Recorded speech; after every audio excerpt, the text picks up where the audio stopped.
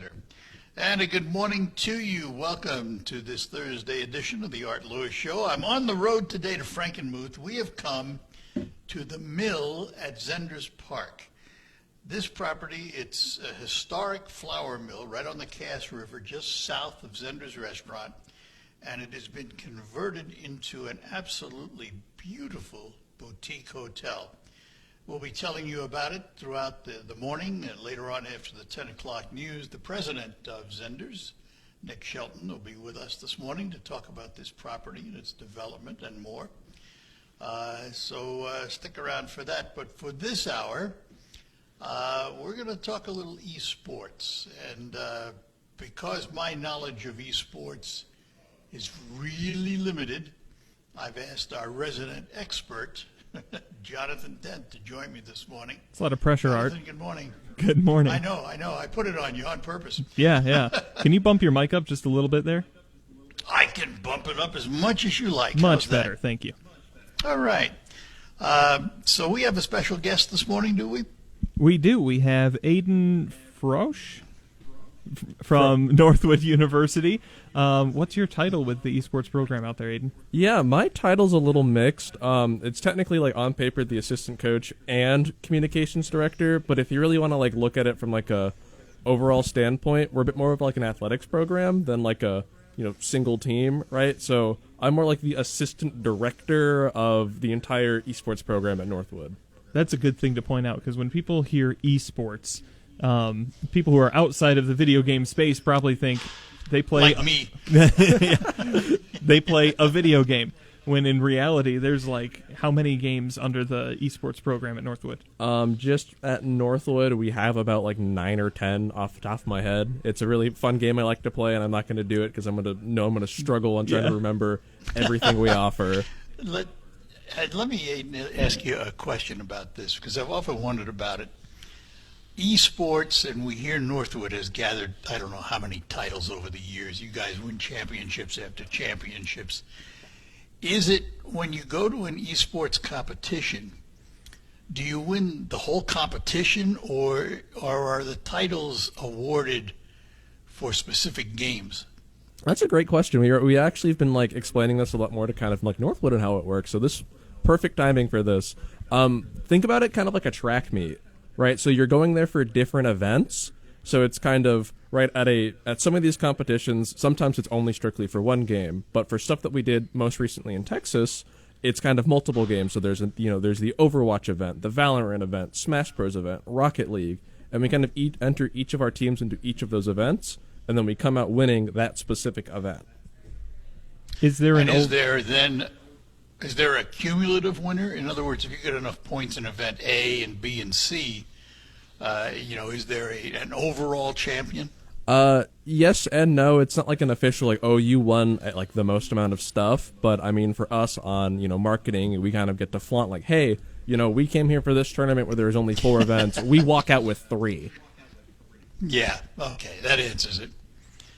Because sometimes, if you watch the Olympics, for example, in Olympics gymnastics, you can have individual winners, but then there's also overall. That's why I was wondering.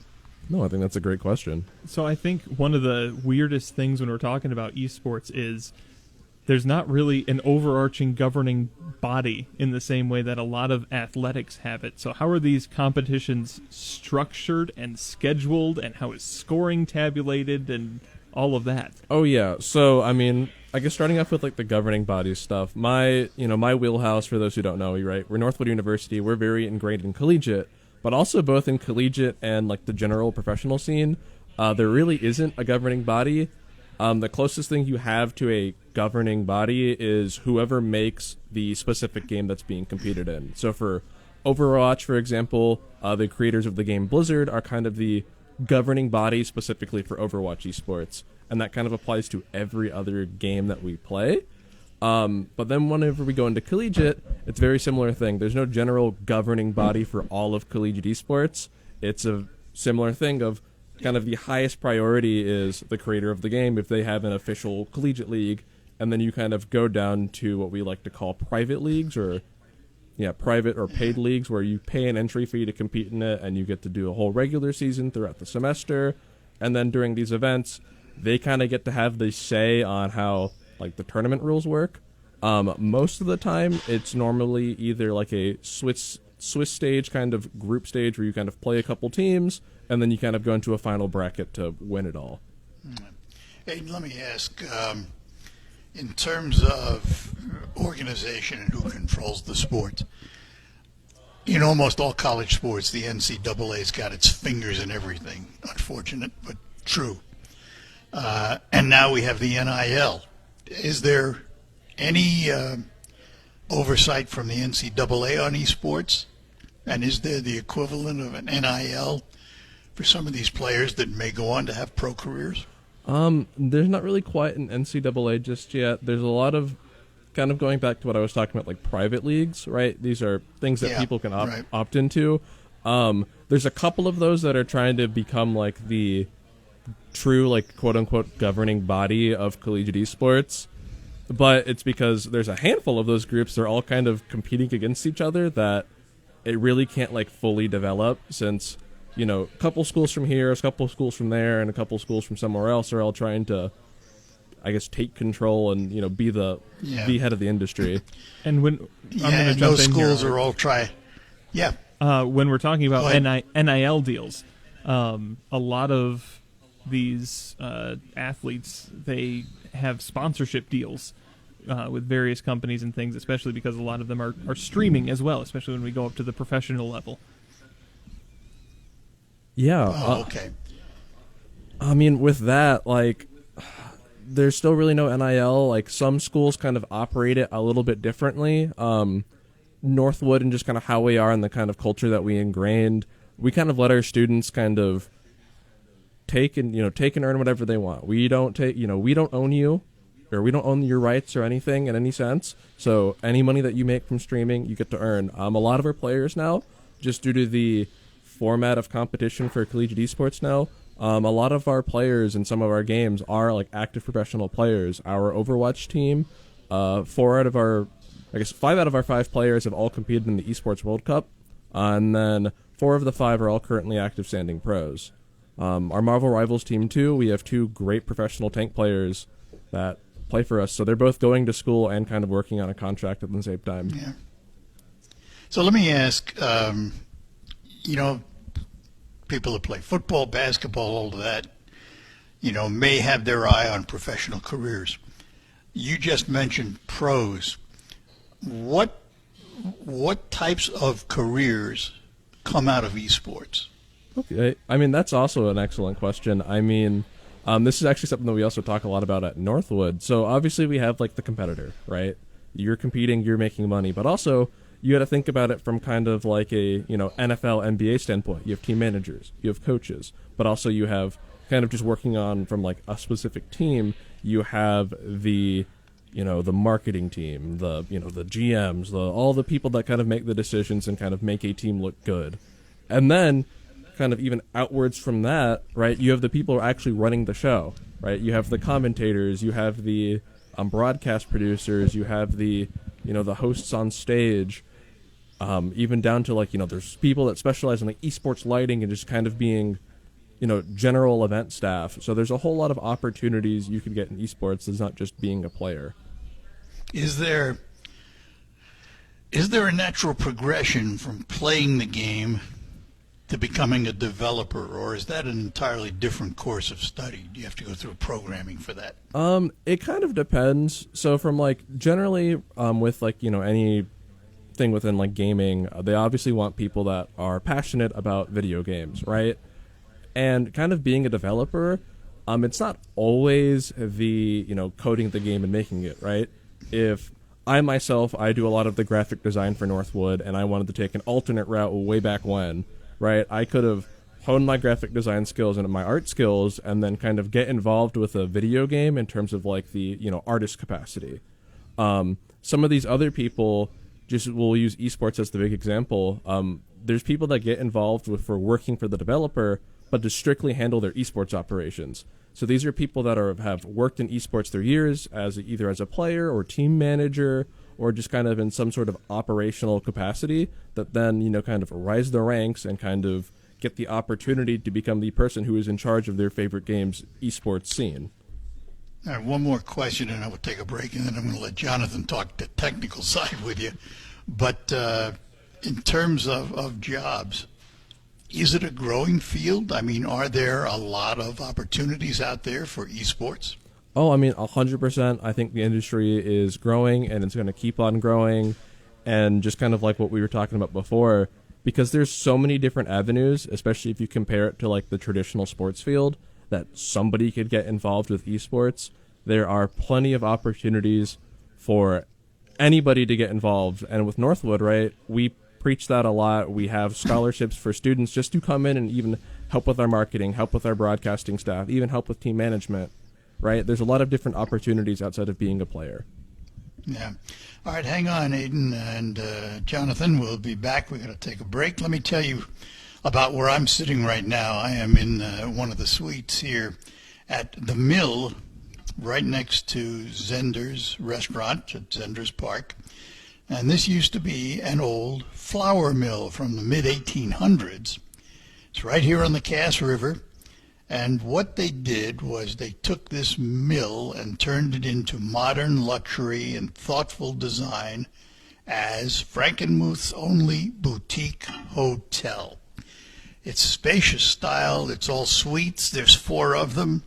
It's an elevated alternative to traditional vacation rentals or standard hotels. It's ideal for travelers who may typically consider a VRBO or an Airbnb experience. You can enjoy large, thoughtfully designed suites, premium amenities benefiting from the service, convenience, and hospitality of a boutique hotel. So let's see who this is good for. The Mill is an ideal destination for couples, girls' getaways, golf trips, family get-togethers, special celebrations, and travelers seeking maybe a unique Michigan escape. And you are in the heart of things. You walk out the front door, you're looking at Zender's restaurant and all the other restaurants that are here in Frankenmuth. The main street with all of its boutique shops and everything. And right around the corner is the Fortress Golf Course. So you don't have to go far for anything. You can enjoy cocktails, mocktails, small bites at the Landmark Lounge, which is a signature gathering place open to the public, not just guests of the hotel. So anyone is welcome at the Landmark. And again, it's walkable access to everything in Frankenmuth. So come on out if you have a chance. Stop by, take a look. I'm sure they'd be happy to show you around a little bit. We're sitting in Suite 1845. They're all dated suites. They have 4 numbers that are all historic numbers that have to do when the original mill was built and things that happened between then and now. And it's all here in Frankenmuth, just south of Zender's restaurant. It is the Mill at Zender's Park. And we'll take a break, and we'll be back with more on esports when we return. Ready to update you here on the Art Lewis Show. I'm broadcasting from the Mill at Zender's Park in Frankenmuth, and we'll tell you more about this boutique hotel as we go on. Talking to Aiden Frosch. He is the assistant coach and the man responsible for communications for Northwood Esports. And I doubt very much, Aiden, if there is a university esports program anywhere that had as many titles or as much national and international recognition as Northwood. Oh yeah. We've done a rough little like number crunch just after everything. We're pushing about 50 national championships, and we're the only school in the U.S., because I know there's a couple of international schools that have won, but we're the only school in the U.S. to have 2 world championships. And I think if my math is right, from my knowledge, there's only been about 5 of those, and we had the opportunity to attend 4 of those. All right, let me turn you over to Jonathan. I've asked Jonathan to join us this morning because he participates in esports, and I know nothing about esports. I don't participate in esports. I participate in video gaming. They're different calibers. I'm just a nerd. I'm not that good. Well, but esports is just it's the next level of gaming, right? I mean, suppose. that's what it is. Yeah, to a certain degree. Kind of why we brought you in here, Aiden, is big spring for Northwood across all of the esports program. 11 titles. 10 titles. 10 titles. I wish we got the 11th. I wish Okay. we got the 11th. Don't get me started on that one, but yeah. 10. Well, go get it before the year's out. I mean, we do have one more tournament actually coming up in literally this weekend, so maybe we get our 11th here. Who knows? Knock on wood. There you go. But what I want to go back to kind of where we started, where this is across a bunch of different games. This isn't, like you mentioned, it's kind of like a track meet where there's all these different events. Recognizable names to people who are in the online space: Valorant, Overwatch, pretty well established shooters. There's Counter-Strike, I think you had. Yeah, some in there, too. Counter-Strike, Rocket League, Marvel Rivals, Smash Bros. I feel like Rainbow Six. Like, there's a whole lot. So Let me ask a quick question. All those titles, are they what I would call common esports games? In other words, are they generally played by the public? Most of those, yes. Every game that we compete in, we do have like a priority system of like what has the most involvement and what doesn't. But all of those games are are fairly common esports. And then for what internally we deem as higher priority, or what we like to call like the varsity esports, is what esports have direct involvement from the creators of the game. Because not every esport has the involvement from their creators. For example, Smash Bros. While it's absolutely massive, Nintendo doesn't really support the collegiate space. So we have that. But Overwatch, Valorant, Rocket League, and now even Rainbow Six, which is a massive opportunity because this just happened, all have direct involvement from the creators of their game.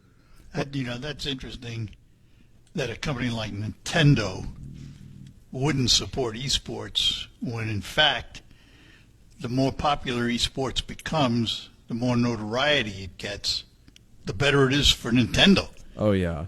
It's a really interesting thing. I think my little, tinfoil hat theory about it is really just, Nintendo likes, kind of their family casual games.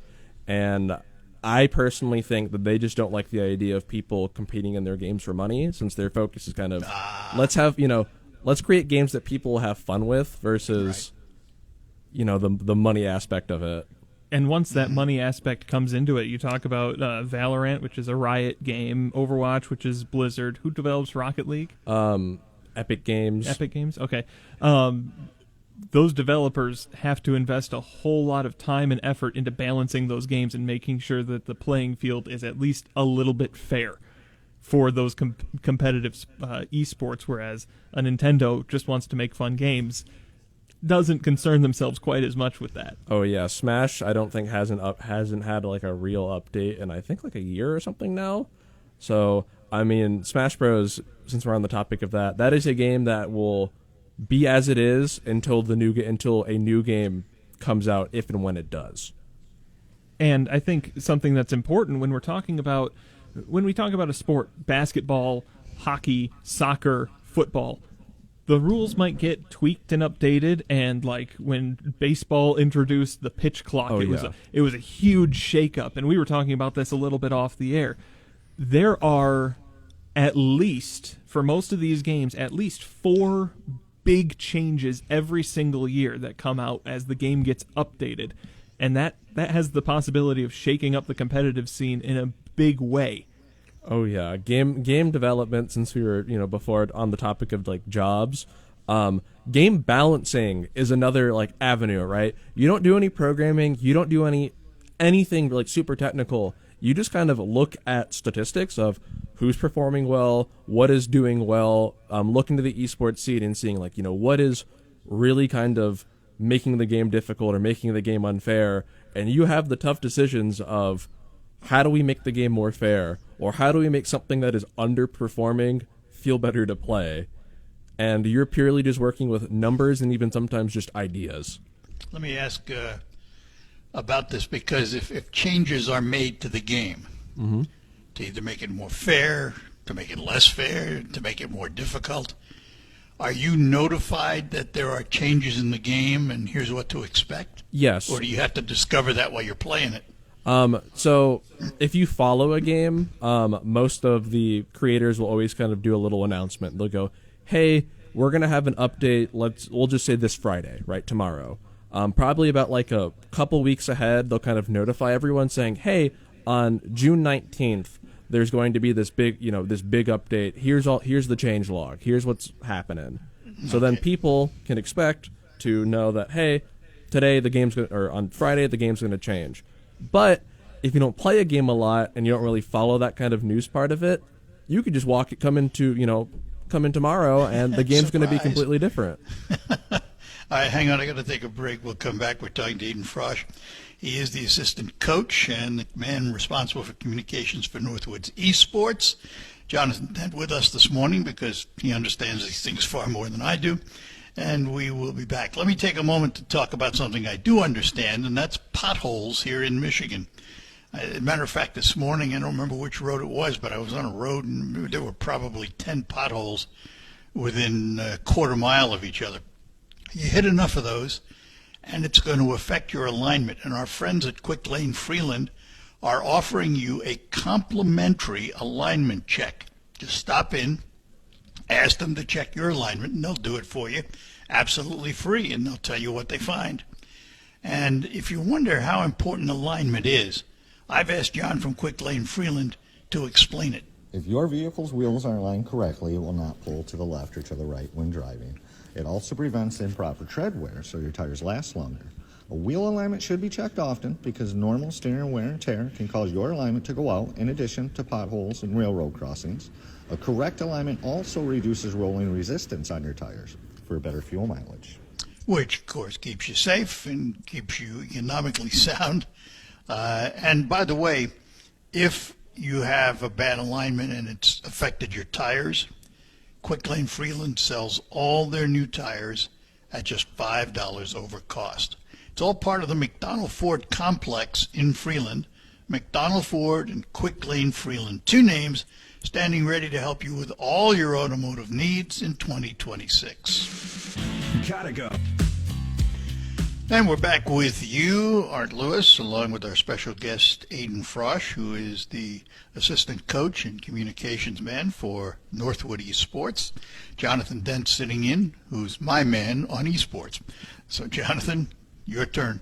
All right, I'm going to continue the conversation that Aidan and I were just having off air a little bit, but I'm going to take it in a little bit of a different direction. These are collegiate professional esports players. How many hours a day are they spending practicing? It kind of depends on the person and obviously kind of their class load, right? Because at the end of the day, they're also college students. But let's say just on a day, one of my students gets done at noon. After probably getting homework done around, I guess depends on when they get homework done, but they probably spend like 5, maybe 6 hours a day, because depending on the game, they do have different like practice regiments, which does open up free time.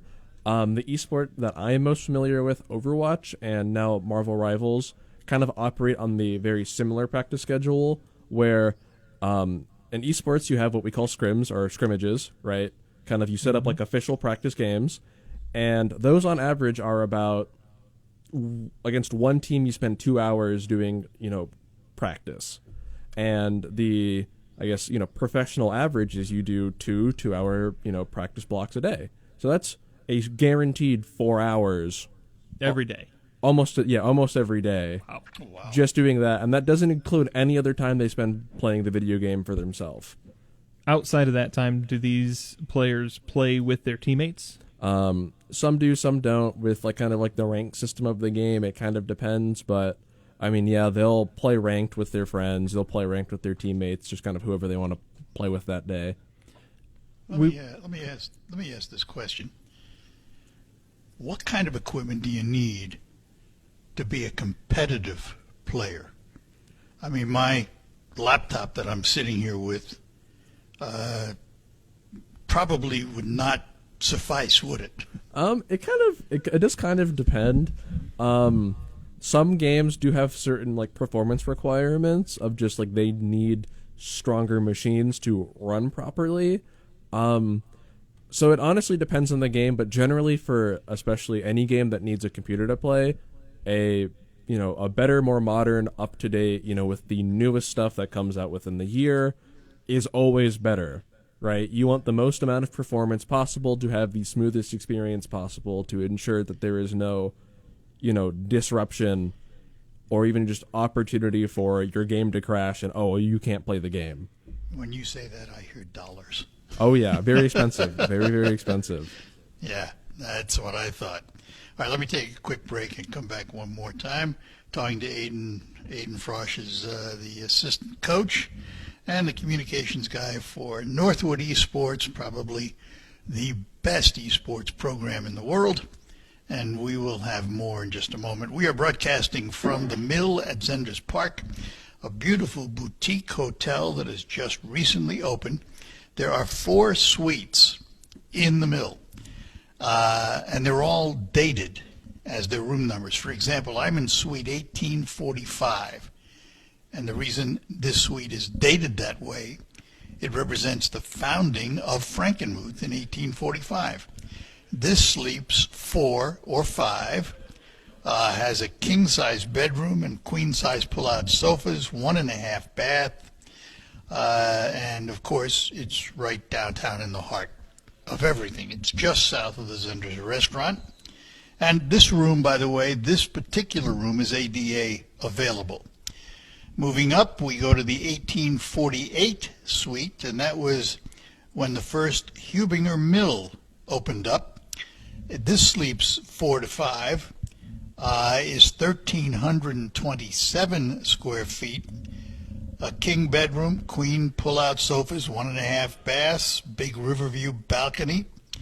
The 1856 is the Exchange Hotel opens up. This particular room sleeps 6 to 7, 1,865 square feet, 2 floors, 2 king bedrooms, 2 full baths, and a half bath, and a queen pull-out sofa, and City View patio, and City View balcony, and Riverview balcony. And then the 1929 suite represents the opening of Zenders. This sleeps 6 to 7. It's 1,834 square feet. It's on the top floor, has 2 king bedrooms, 2 full baths, 1 half bath, another queen pull-out sofa, parlor seating, and private elevator entry, and 2 Riverview balconies. And those are the 4 suites that are here, and they are magnificent. I am sitting in the smallest of them, but yet it's plenty big. I mean, it's 950 square feet. I'm looking at a fireplace with a stone chimney that goes all the way up to a vaulted ceiling, and just magnificent rooms, well decorated, lots of wonderful wood. Modern, yet not gaudy modern, if you understand what I'm saying. It's all here at the Mill at Zenders Park, just south of Zenders. And don't forget, they also have the Landmark Lounge nestled at the lower level. And this is open to the public every day. It offers expertly crafted cocktails and hors d'oeuvres. Great space to have a nice, elegant meeting or conversation. It's open to all. And they do change the menu seasonally. Lots of beautiful, beautiful things here at the Mill. Stop in and take a tour. The Mill at Zenders Park, just south of Zenders in Frankenmuth. And we'll also tell you that you can go online to the website, themillatzenderpark.com, or you can call them over the phone and learn more about the Mill. We'll be back with our guests and good conversation after these notes. Big insurance, big pharma. And we're back with you here on the Art Lewis Show. In studio, Aiden Frosch from Northwood University, where he is the assistant coach of the esports team and the communications guy for Northwood Esports. And Jonathan Dent, who's my esports guru. Jonathan? Guru, yeah. In this last segment, Aiden, you mentioned it when you first came in and sat down that you're in kind of recruiting mode. Yeah. And if you've got one of the top programs, collegiate programs in the country, if not the top program in the country, it matters who you're bringing in. Oh yeah, 100%. We have kind of like levels to kind of how we recruit. We have obviously like our varsity players, and for us, right, like we do a whole lot of like screening and like screening, sometimes tryouts, depending on how much of the roster we're rebuilding. But for us, luckily with esports and kind of our caliber of players, it's also a lot of networking, at least for building our varsity rosters. So I don't really want to say like they build themselves, but kind of depending on the status of our varsity teams, it's either full on, we're doing combines, or it's, hey guys, so-and-so graduated, who do you want to come in and replace them? And we'll reach out. But then kind of after that, we're now kind of really working on building out our like JV roster, since that wasn't really something we had before, as well as just kind of recruiting people that want to learn more about esports and kind of, dip their toe into the water. So, Northwood, we first kind of built off of, trying to win a bunch, and now we're kind of looking for, sustainability, player development, and trying to, bring people up to the esports space and becoming now known as also a place where we not only are champions, but we make future champions. That's awesome. Do you get players that want to come to Northwood? Oh yeah, all the time. There's a lot of people that are like, Northwood is my first opportunity, and there's even people that are very new to esports that go, I heard about Northwood and how much you win, and I just want to be here. Yeah. I want to be around this. We use our professional players a lot too, as sometimes like additional marketing, like CJ, one of our supports for our Overwatch team. Any posts we do with them, anytime we mention him to an Overwatch player, they go, oh my god, CJ's here? I want to meet him. I want to go to school with him. That's cool. Yeah, let me ask this. Are there degrees relative to esports? Yeah, so at Northwood, we actually do have our esports management degree program. And to kind of circle back to what we were talking about kind of earlier, the esports management degree kind of encompasses all degrees of like esports from a back-end perspective. So currently it's a lot of like tournament, how do you run a tournament? How do you manage a team? And something that we're also kind of looking to add into the curriculum whenever we can is also like broadcasting, right? It's kind of esports from the back end, since you can't really teach being a player as a official class. So I'll volunteer, Jonathan. I'll put him through the ringer. I'll coach him up. He plays a game. He plays a game I play, so I can actually coach him. So, I had a question and it's gone. What do I these? just lost that interview. Yeah. What do these people, these players that graduate, what do they go on to do most of the time? Is it still in the esports field? Are they going for a business degree at Northwood and moving on in that way? Yeah, for a handful of our graduates, because we have two different forms of graduation. We have players who graduate, I say with quotes, because they got offered like a full-time professional contract, and it's just kind of like, it's an offer that's too hard to beat. We're like, I got to move and stuff. I don't know if I'll have the time. But then we also have the, graduate in the traditional sense, right? They come, they get their degree. Depending on the player, people who kind of like, I want to move on and kind of get more into a, traditional job, and I want to go to work. We have had a couple of our players graduate and just kind of now become streamers. One of our actually most recent graduates who did win a world championship hockey, he's trying to get just an accounting job, but he's also like, I want to try to just coach Rocket League, and become like a Rocket League coach. So kind of while he was still at Northwood, he got really involved with our junior varsity coaching program that we have called Play It Forward, where our varsity players who have won national championships, some who are even professional players in their own right, are now coaching our junior varsity teams and trying to bring them up. So kind of with that, a lot of our varsity players are now also getting coaching experience, where if they want to progress into more of a coaching role, whether while they're still in school or after school, we have the opportunity for them to kind of learn. Hey, let me ask in closing, because we got just 30 seconds left here. Is there someplace public can go to learn more about Northwood Esports? Or watch? Yeah, so or watch. Yeah, so to learn, we actually do have our website, esports.northwood.edu. That is our website, our whole little hub. Everywhere else, you could follow us on social media. Everything besides Twitter is Northwood Esports, and then specifically on Twitter, it is Northwood Esport. It was a little too long to do Northwood Esports, so we had to take out the S. Well, listen, we appreciate you being with us, and we'll have to do this again down the road because it certainly is a jewel in the Northwood crown, no doubt about it. Thanks for being with us. Yeah, thank you so much, Art. It was a pleasure being here. Yep, Jonathan, thank you too. Absolutely.